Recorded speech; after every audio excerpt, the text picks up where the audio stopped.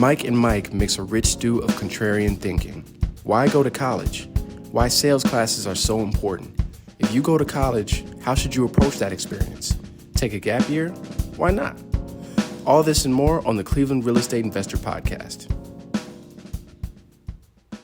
Investing in real estate can be full of pitfalls. Don't end up as another horror story on Mike Riley's Cleveland Real Estate Investor Podcast. Hi, I'm Mike Ferrante with Century 21 Homestar and the 21 Mike team, serving buyers and sellers all over the state of Ohio. We specialize in helping investors buy and sell real estate, so before you make another move, go to 21mike.com to schedule an appointment. The 21 Mike team, your one-stop shop for buying and selling.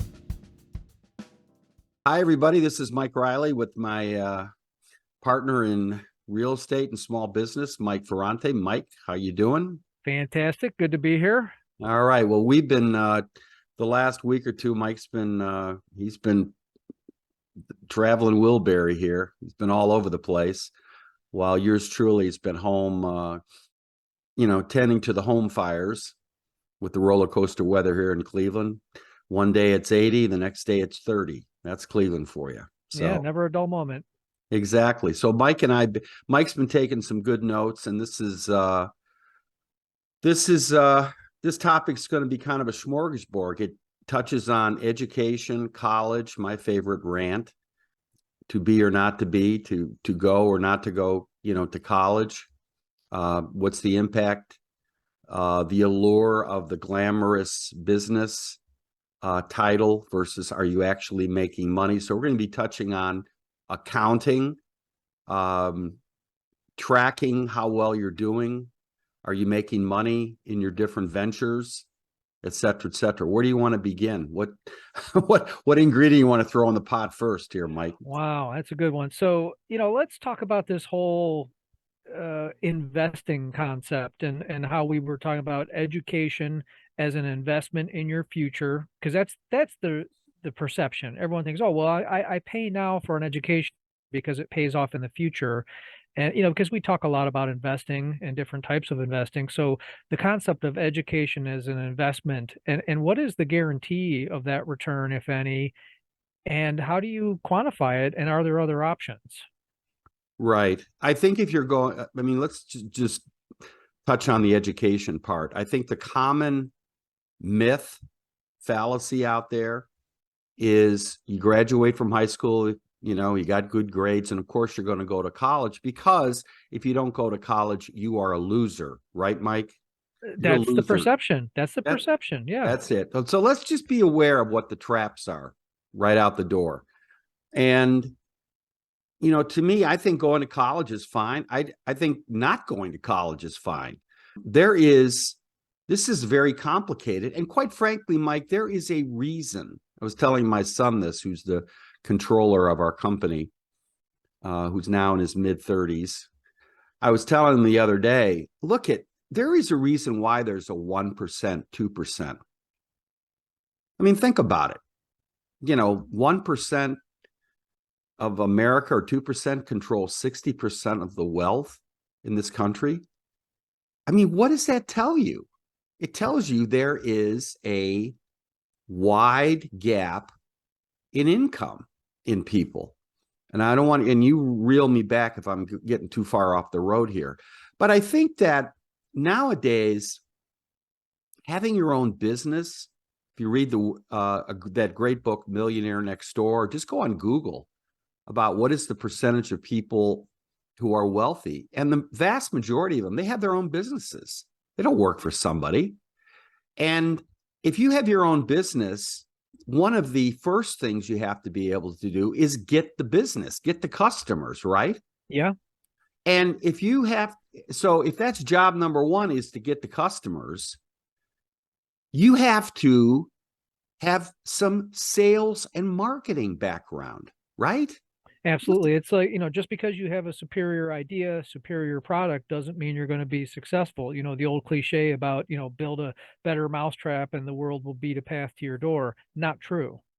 Right. You could build, how many people out there, they're trying to hit that big home run and they end up striking out. I think the irony of it is, when I look at the whole college experience, is they've got it upside down in so many different ways now. First of all, they're not teaching you any kind of sales course. That's number one. So here you got this degree, and okay, well, how are you going to market yourself? How are you going to sell yourself out there?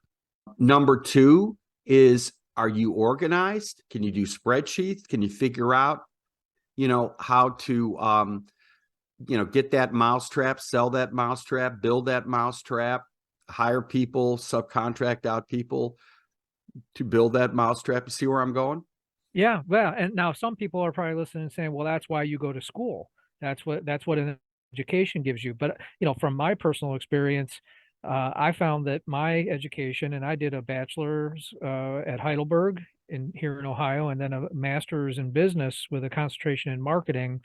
And frankly, the education that I got didn't really do a great job preparing me for being out in the business world. I remember going to an interview right after, or right as I was graduating from Case Western, which was a wonderful school. I'm not just disparaging my education, because one thing I'll tell you is I wouldn't trade it for anything in the world. But I remember going to an interview with a railroad company, and they were the ones who gave me a full ride to Case.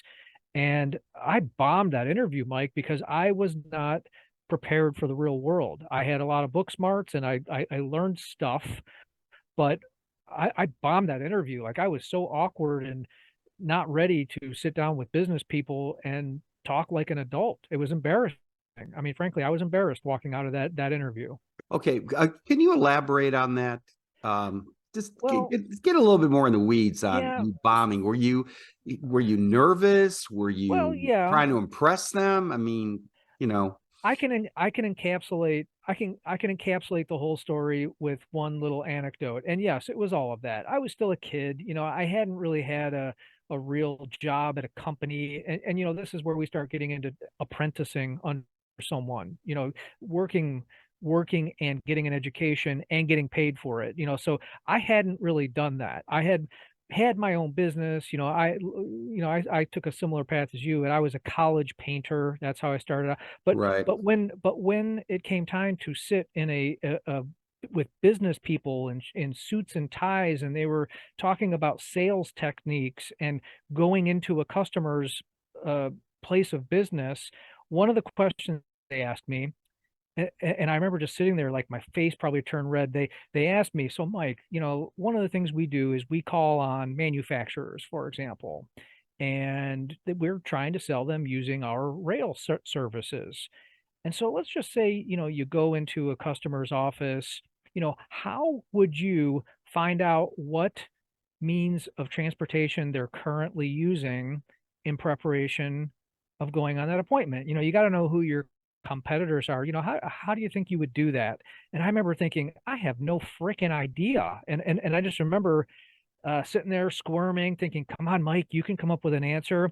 And I remember my answer was, "Well, I don't know. I would ask them." And probably not the worst answer in the world, but what they were looking for. And they kind of said, "Oh, one of the things we do is we just kind of show ourselves around. We'll go and walk around and look at their establishment, and maybe scout them out before we go there, and just see what trucks are pulling in and out, what rail cars are pulling in and out."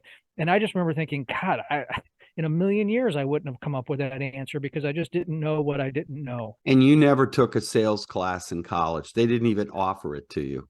That's correct. I mean, and you know what? And that is, I want everybody to understand this one important point. When I talk about how college has now become a racket, just like these real estate courses that you see online that you can pay for, that you can buy, you can pay for a webinar, 99.9% of them are just, it's a ripoff.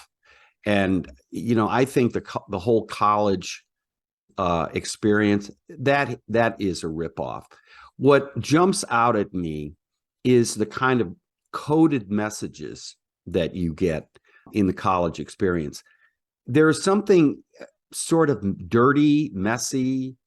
It's kind of like teaching somebody shop, how to use a chop saw, when it comes to having classes in how to sell. sales course. Now we talked about this in past courses. Whether you're in real estate, job number one is always understanding who your customer is, listening more than talking. You know, that old sales expression, that's why God gave you 2 ears and 1 mouth, right? Right. Exactly. It's all about listening. It's all about trying to understand, you know, what they want. And the vast majority of people that are going to college, they come out of college with the thinking that A, I got a degree, and B, I got good grades. And that is a recipe for disaster. That's a recipe for failure. Yeah, I agree. And Mike, to your point about sales, you know, some people are probably listening saying, well, I'm not in sales. You know, I do this, or I'm in accounting, or I'm the receptionist, or I'm in the warehouse, or I do, you know, I'm a delivery guy. Well, guess what? I say that every single person in the company is in sales. If you have any exposure to anyone outside the company, you're in sales, because whether you're delivering boxes to the customer, hey, that's your chance to do some good, you know, to talk up the product, or to notice, you know, kind of like those guys at the rail company where, hey, when you're there, you look around and see what's going on, and that's your opportunity to add value for your company. When you make yourself more valuable like that, hey, help them make a sale. Hey, say, hey, I noticed they're still using this widget. Ours is Right. better. But Mike, think about that person out there. Hey, one of the listeners out there, you're saying, yeah, you know, I'm not interested in selling. You know, I'm working the warehouse. I got this. How do you think you got your job? Yeah, because somebody sold something. I mean, really, you went in for a job interview, right? Isn't that called sales? Yeah. The difference is I want, you know what, hey, Mr. Warehouse or Mrs. Warehouse guy out there, or Mrs. You know, secretary, or Mrs. I want to work in the office person out there listening to this. Let me ask you a question. Do you want to be a chump, or do you want to be a player? Because a player, you know, you know what they in poker, they say, if you don't know who the fool at the table, you're the fool. Right. I've Right? heard that. You know, the Yeah. thing is like sales is more than just this cliche of manipulation, you know, to trick somebody into getting you something. That's not what it is. It's about awareness. Awareness. Is this product that I'm selling, is people buying it? Or maybe I should move out and not sell this? Or is this job going to work out for me or not? Is this boss somebody that I'm going to want to work for? The ability to have in your life toolbox the ability to fix your own flat tire in your career is one of the most important things you need in life. You need to be able to know what's going on. You're at the poker table of life, right? Is this a dead-end job? Is this college really going to teach you something that's going to get a job? Are you asking questions, or are you just blindly being the fool at the poker table and assuming that if you get good grades from a professor, that somehow you're going to be successful? Do you know Yeah. anything about how life works? Have you read in Wikipedia the biographies of successful people? They are, I can tell you one thing, 99% of the people that are super successful in Wikipedia, A, they dealt with failure, and B, it wasn't a straight line out of college into grad school to a job. That does not happen. And if you think it does, you are the fool at the poker table. Yeah, and I'll add a C onto that. C, they likely had one or more really powerful mentors in their life. Or family money. Well, sure. Yeah. So, Mike, before I forget, one thought I want to throw in there is that, you know, we're not, you know, again, we're not saying that education has no value. For some people, that's the right path. But I think the key is that this isn't just this automatic entry into the perfect job. And I think it varies person by person, case by case. You know, for some people, college might be the right path, and then a master's and maybe a doctorate. But for other people, maybe it's military, maybe it is a government job, maybe it is like we always talk about, working for someone in the field that you want to be in, getting paid to do a job, and learning in the field.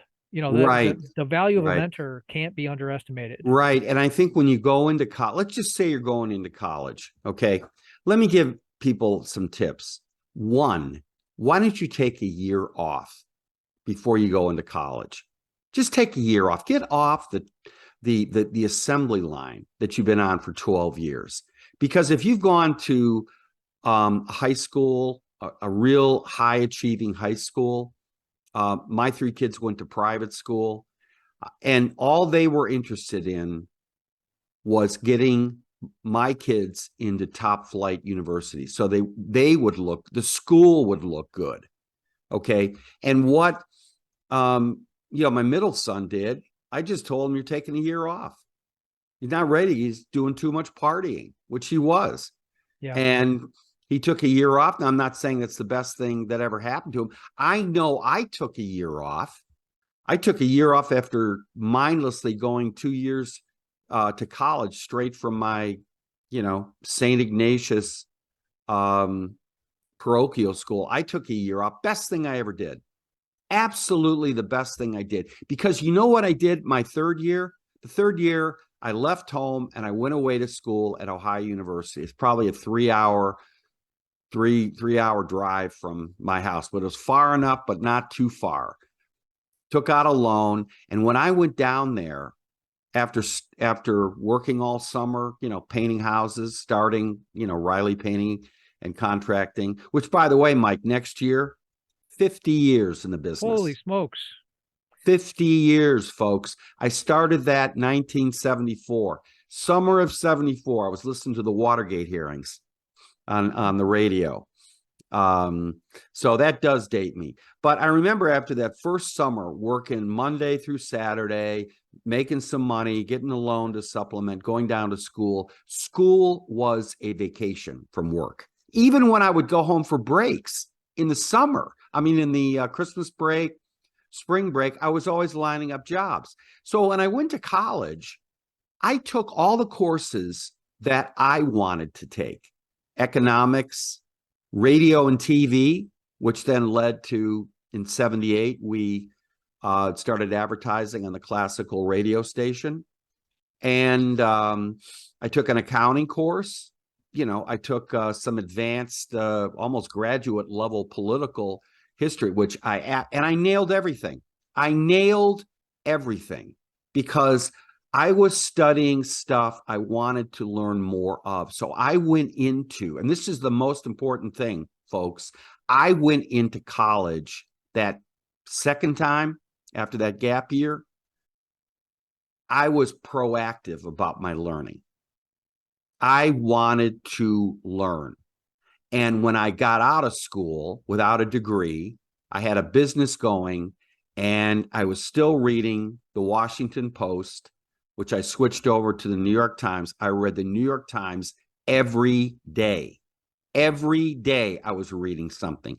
Every day I was building knowledge. So if you got me, 2 or 3 years, 4 years later, in front of those railway executives, I could hold a conversation with them. Think about that. Yeah. That's the difference. I could sit there and talk about, I just read this story a week ago in the Wall Street Journal about XYZ, and so that kind of knowledge of the world, that all-encompassing horizontal view of the world is going to reveal to you options you didn't know existed. Your turn.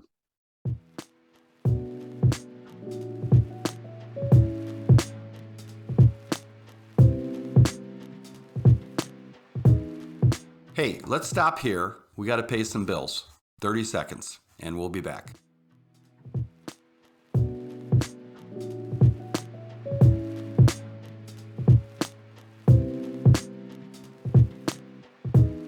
If you've been listening to this podcast, then you understand or should understand the pitfalls of investing in Cleveland real estate. Say you're looking for an investment property to rent, and these are the things that could happen and often do. You overpay for a house, and it's in the ghetto. Then you find that it's a money pit with endless surprise repairs. Your hapless property manager who may be the brother-in-law of the realtor, gets a tenant who after 3 months stops paying the rent. Then the toilet explodes, and you have nobody to repair it because, guess what? The property manager is not answering the phone. Yep, that's the ugly side of the Cleveland real estate market. But we have a solution. Buy one of our properties. It's been inspected. It's been vetted. It's in a rock-solid part of town. It comes with a Gold Star tenant paying top dollar rent, and we manage it. Call us at 216-371-8160 if you're interested.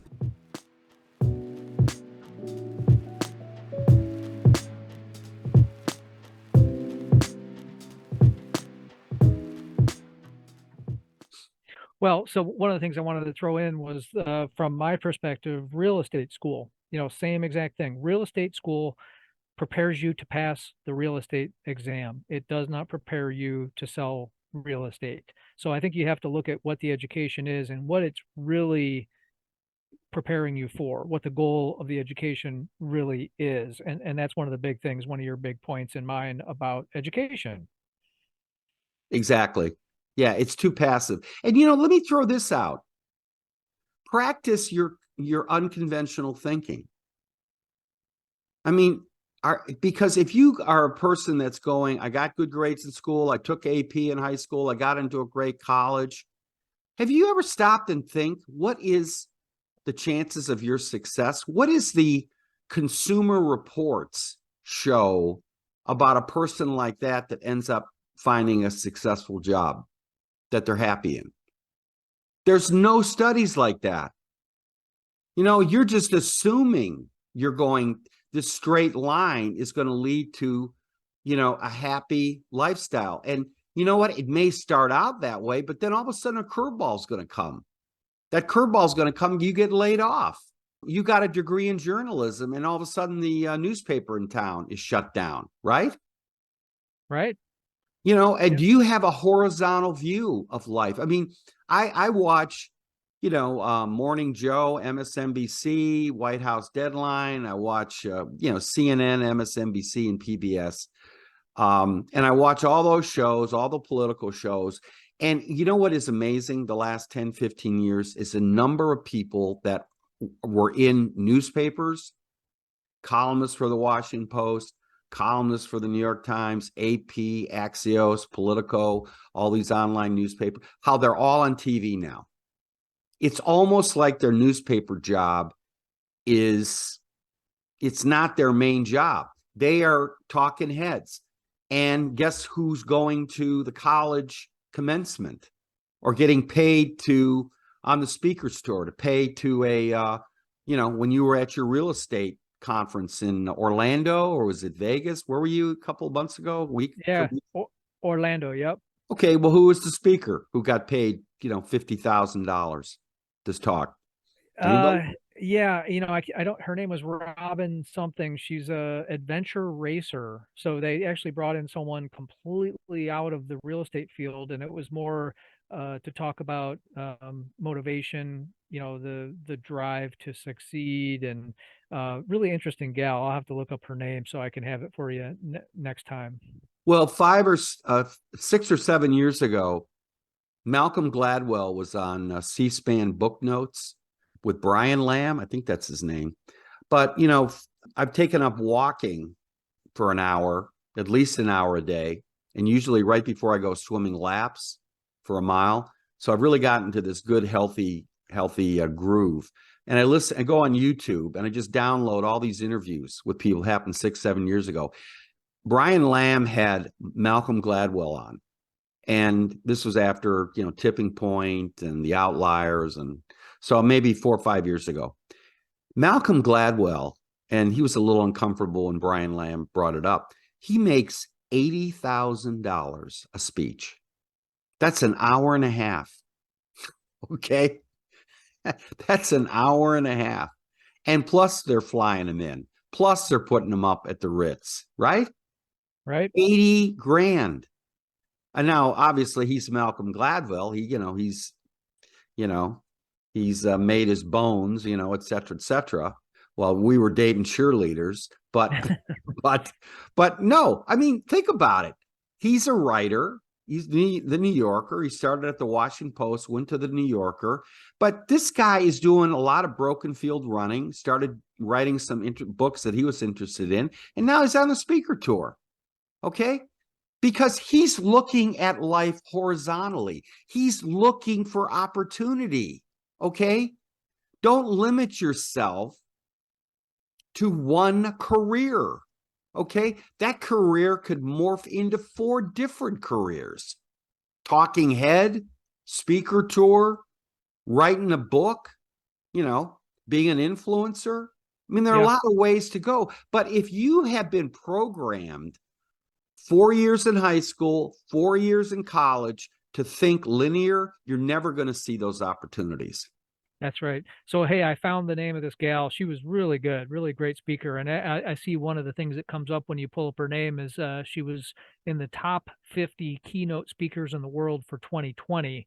Her name's Robin with a Y, Benincasa, Benincasa. Very inspirational. Great story.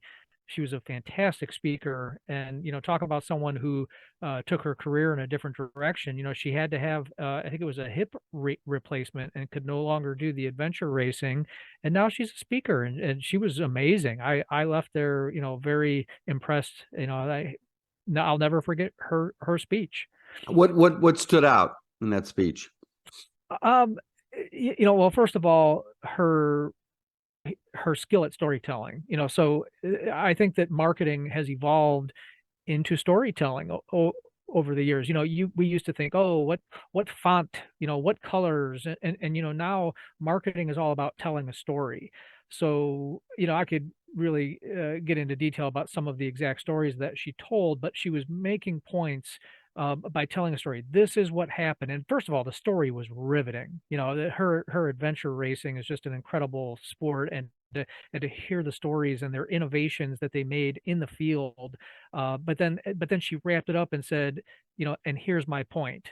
But we're sitting there on the edges of our seats listening to her weave these tales, and there was probably 5 or 6 really amazing stories throughout it, and she kept your attention and then made her point. It was just incredible. How did it influence you? What did you take away from that? For me, it was definitely inspirational. And I think that, like we always talk about, realizing that there's, not to get into these ruts. So one of the things she talked about was the way they raced. And, like, for example, there's a stretch where they have to kayak. And, like at one point they said, well, you know what? One of the guys on the team said, why don't we rope the kayaks together and make like one big longboat out of them? And no one had ever done that before, and it took them 20 minutes to do it, so they lost 20 minutes. But at the end of the day, this out of the box thinking enabled them to pass the other teams. Like, they're flying by these other people who are all in their individual kayaks, and they have this 4 kayak longboat, and they're just like killing everybody because of this.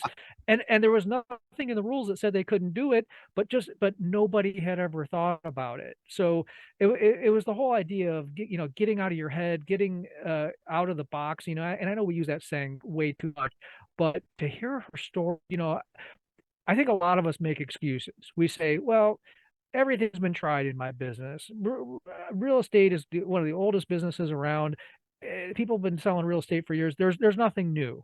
Well, you know what? That's because your limiting beliefs are telling you there's nothing new. Listen to this lady, and she'll tell you, about how they come up with these ideas. And it was inspiring to hear how they came up with these ideas that made them winners because they were willing to challenge the status quo. Well, one of the things that I wanted to touch on, be the last part of our inspirational podcast here, is the whole concept of trial and error, trying something out, thinking outside the box. Yep. When you ask somebody, do you have the ability to think outside the box? Are you an unconventional person? Most people will say yes. Well, of course I am. I'm not an idiot. Because that question implies that if you don't say yes, then you are an idiot. Okay. Right. But most people don't do that. And here's what you need to be able. One of the most important things is awareness. Is it working? Is it working? You have this house for sale, okay? And it's just sitting there. Now, are you going to default to the tired old realtor excuse that, well, the market's soft, right? Right. Or are Yeah. How you many going times to have we heard that? learn anything about what's going on? That should start in your head, asking questions, taking notes, giving yourself time to think. Okay. I mean, and then the most important thing, and this kind of loops back into what we're talking about with sales. What it is you've got to get outside of your head into the person you're selling. Is this something they want to pay for at this price?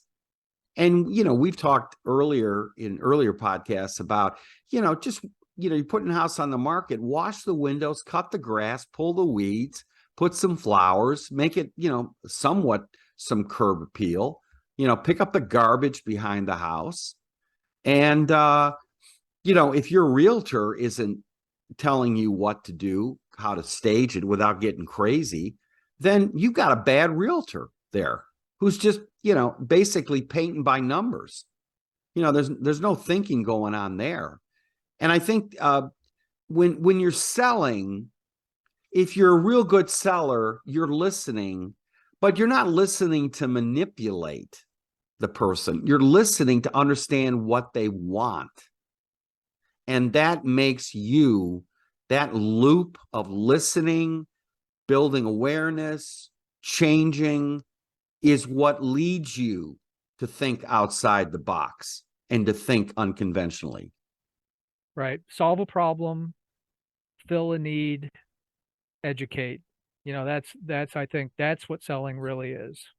And that's why the most important thing in life is to always be learning, always be reading.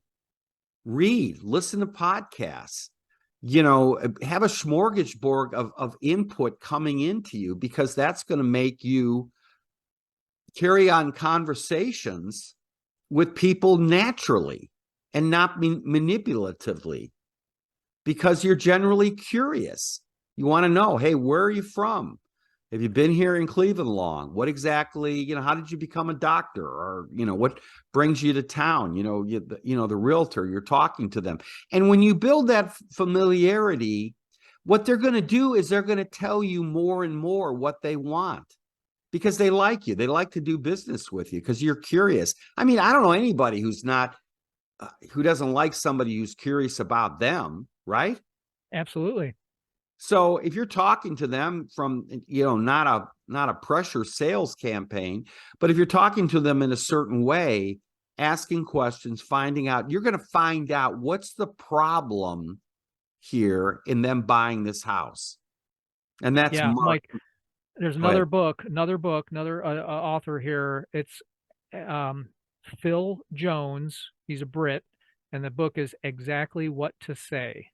And it's a book about sales, and it's exactly what we're talking about. It's not, how to make people do what you want, but his whole premise is that sales is achieved through asking questions, not by telling someone what they want to hear. Right. Exactly. I just wrote it down. Hopefully everybody rewind that. Okay. Phil Jones. Yeah, I've listened to it 3 times now. I'm on my 4th go round with it. That's how good it is.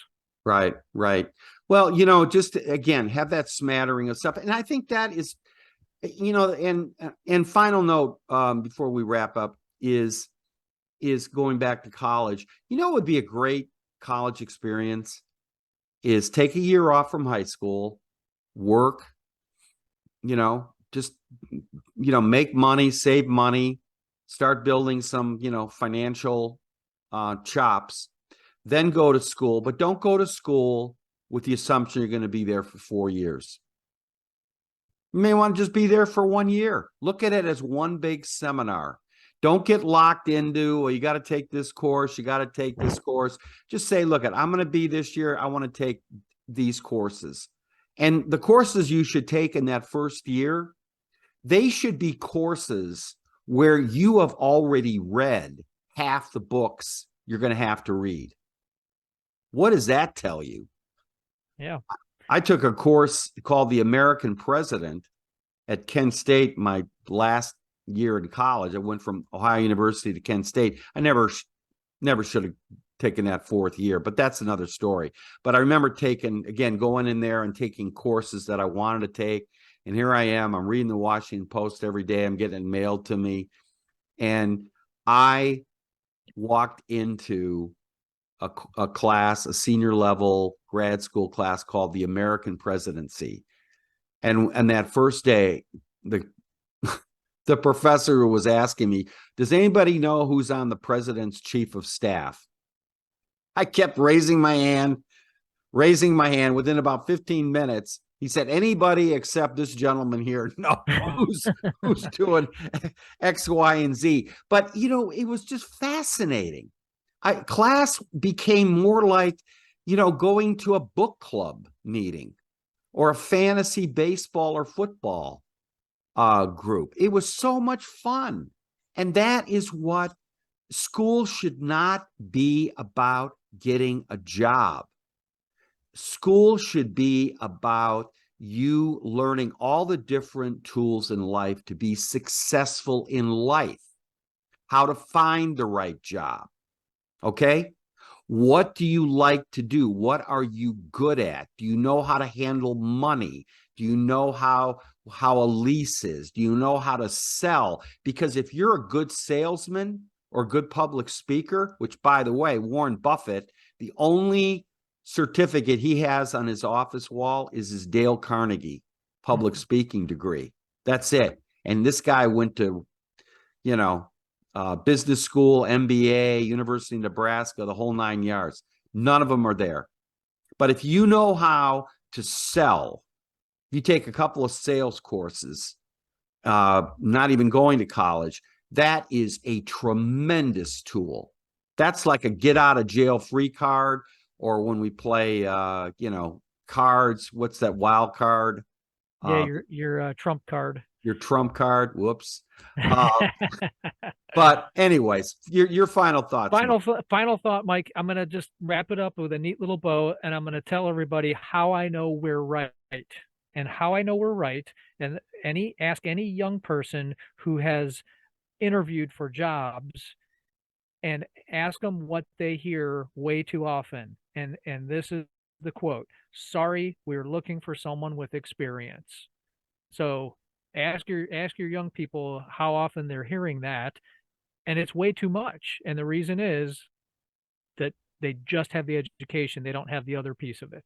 Right. And the way to bypass that, everybody, is simply this. Listen, I'll sweep the floors. I'll do this. I'll be in the mail room. I'll do this. You get in through the back door, and then you work your way up. We're going to end on that note, Mike, because we're running out of time on Zoom here. So everybody, We're going to pick it up. We're going to pick it up next week with on the real estate side with the May heat check. Heat check. All right. Thanks, Mike. All right. Take care. Bye. Thank you for listening to the Cleveland Real Estate Investor Podcast with Mike Riley. Please add our show or follow us on Spotify, Overcast, Apple Podcast, or Spotify. Leave a like or comment on the video. All engagement is appreciated. Subscribe to us on YouTube as well for video content coming soon. For any Cleveland listeners or Cleveland Browns fans, you can check out our other podcast, Cleveland Browns Anonymous, for our weekly group therapy session. This is also on all the same platforms as the Cleveland Real Estate Investor.